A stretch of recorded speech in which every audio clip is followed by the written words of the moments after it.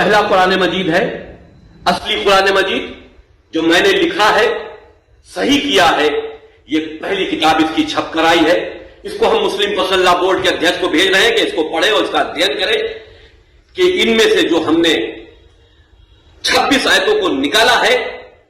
اس سے اس میں کیا فرق پڑ گیا،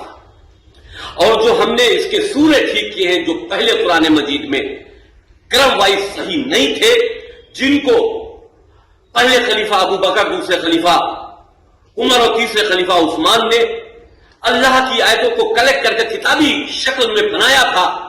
تاکہ وہ دوسرے غیر مسلمانوں ملک پر حملہ کر سکے، وہاں قتل عام کر سکے، ان کی عبادت گاہوں کو توڑ سکے اور وہاں لوٹ کر سکے، اور بعد میں یہ کہہ سکے کہ یہ تو ہمارے قرآن مجید میں لکھا تھا۔ ہم نے ان 26 آیتوں کو اس طرح سے اس میں سے نکال دیا ہے، اور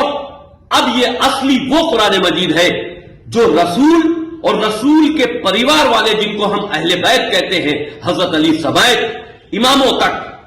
ان کے چرت پر آدھارت ہے، کیونکہ نہ رسول نے، نہ حضرت علی نے، نہ کسی بھی ان کی اولادوں میں کسی امام نے کسی کو یہ کہہ کر قتل نہیں کیا کہ یہ غیر مسلمان ہے، مشرک ہے اور کافر ہے، کیونکہ اس قرآن مجید میں مشرک و کافر غیر مسلمانوں کو کہا گیا ہے اور ان کو قتل کرنے کا آدیش دیا گیا ہے، وہ چاہے ہندو ہو، چاہے وہ کسی دھرم سے سمبندھت ہو، اگر قرآن نہیں مانتا ہے تو وہ مشرک و کافر ہے۔ اس لیے آتنکواد بڑھ رہا ہے۔ اس قرآن کو اگر صحیح طریقے سے نہیں پڑھا گیا تو یہ آتنکواد کبھی نہیں رک سکتا، کیونکہ مسلمان قرآن پڑھ کے آتنکوادی ہوتا چلا جا رہا ہے۔ اس اصلی قرآن مجید کو پڑھنا چاہیے اور ایسی آیتوں کو نکال باہر کر دینا چاہیے جو انسانیت کے لیے خطرہ ہو،